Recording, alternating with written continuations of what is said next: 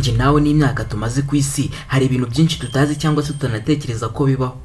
Uyu munsi turagerageza kwinjira muri bimwe utaruzi ariko ugiye kumenya. Turaza guhera ku gice cy'ubutaka gihuza Afrika ndetse na Aziya, ndetse tuze no kugera no kwiruka ry'izuba muri buri myaka 11. Ni byiza ko tuba ku isi ariko tukabaho dufite amakuru kubiyiberaho. Reka dutangire gutyo. Sinai Peninsula, agace ka Misiri kabarizwa ku mugabane wa Aziya, kagakora ku gihugu nka Israel ndetse na Saudi Arabia. Aka gace kakunze kuberamo amakimbirane hagati ya Egypt cyangwa se Misiri n'ibihugu bya Aziya bimwe bitandukanye bishaka kwigarurira. Amakimbirane amwe yamenyekanye nayo mwaka wa 1973 aho Israel yari yarakigaruriye, maze muri uwo mwaka Misiri ndetse na Syria bayigabaho ibitero bikomeye cyane bashaka kuyikambura. Gusa mu kwirinda ingaruka z'intambara, Israel yasinyanye amasezerano na bino bihugu byombi bemeranya guhagarika intambara. Ibi byatumye aka gace kongera gusubira mu maboko ya Egypt kugeza n'iki gihe tuvugana. Ikindi kintu cya kabiri mpamya yuko utaruzi ni urugendo rurerure ushobora gukora ku butaka. Uru ni urugendo wakora ukava muri Liberia ukinjira mu Bushinwa waciye muri ka gace n'ubundi ka Peninsula, ubundi ugafatiraho koko. Aha nta hantu wahurira n'icyitwa inyanja cyangwa se ibindi. Uru ni rwo rugendo rurerure rusumba izindi ngendo ku butaka kandi rurambuye.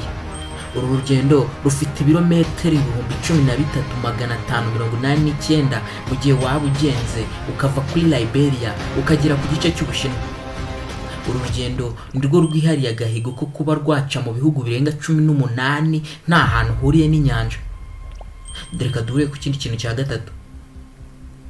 None se warubizi ko inyanja y'umutuku cyangwa se inyanja itukura igenda yaguka kusumba uko yareshyaga ubusanzwe?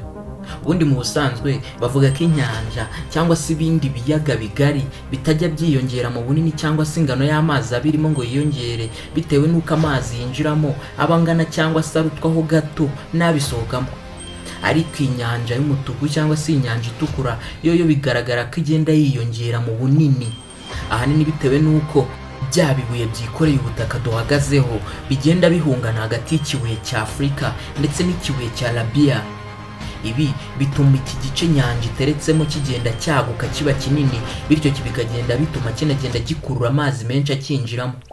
Ibi byo kwaguka by'inyanja biba ku kigero cy'8.3 bya milimetero buri mwaka. Ibi kandi bihora byisubiramo buri gihe kinini, bivuze ko igihe kimwe kizagera iyi nyanja ikaba ngari bitewe n'uko iyi Afrika izaba yarahunganye na kino gice cya Aziya. Dore ikindi kintu cya kane utaruzi. Waruzi ko se mu gihugu cya Turkmenistan mu burasirazuba bwa Aziya hari igice bahaye umuryango w'ikuzimu cyangwa se door to hell? Iki gice cyatangiye kwaka guhera mu myaka y'1971. Ibi byabaye ubwo abashakashatsi bashakishagamo gaze muri iki gice. Baracukuye maze bagera hasi, gusa baza gutungurwa n'impanuka yabaye aho iki gice cyagonganye kiragwa maze esansi kagipfupfunyukamo izamuka hejuru. Ibi baje gutekereza ko bishobora kuzatera iyangirika ry'ibidukikije cyangwa se abantu baba baturiye icyo gice, maze bahitamo gutwika iyo gaze kugira ngo byibuze barebe ko bayimaramo. Barayitwitse bagira ngo byibuze biramara icyumweru yashizemo, ariko bimaze imyaka igera kuri 50 hatarazima. Ni urunuguru rurangarirwa ruhora rwaka umuriro. Uru bahise baruha izina ry'uko ari umwobo cyangwa se umuryango winjira ikuzimu, door to hell. Iki gice cyakomeje gutungura abantu kinabatera ubwoba, bityo nacyo bagishyira mu bintu biteye ubwoba. Nanjye nkaba nakikuzane nk'ikintu nshobora kuba nzi utaruzi. Ikindi kintu cya gatanu utaruzi ni uko izuba naryo rijya rigira igihe cyo kuruka cyangwa se rigakora ibyo bita eruption, ariko iriruka ryaryo ntabwo riba rimeze nk'iry'ibirunga byo ku isi, kuko iriruka ribaho igihe imbaraga rukuruzi ziba mu izuba ziba zabaye nyinshi mu kirere cyayo. Ibi ngibi bikahita bitera iturika ryazo, ariko nabyo bikabera mu kirere cyabyo. Gusa ibi ngibi biba buri gihe ya nyuma y'imyaka 11 izi mbaraga zigenda zikusanya. Ibi ngibi mu gihe biri kuba bishobora guteza impanuka ku isi nk'ibura ry'ihuzanzira kuri satellite cyangwa se connection z'amaradiyo ndetse n'ibindi.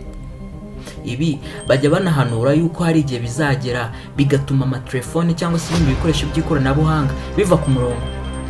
ariko reka tubitege amaso. Ngaho reka duhure muri comment umbwira ikindi kintu nawe uzi cyangwa se abandi batazi, hanyuma turusheho kumenyana.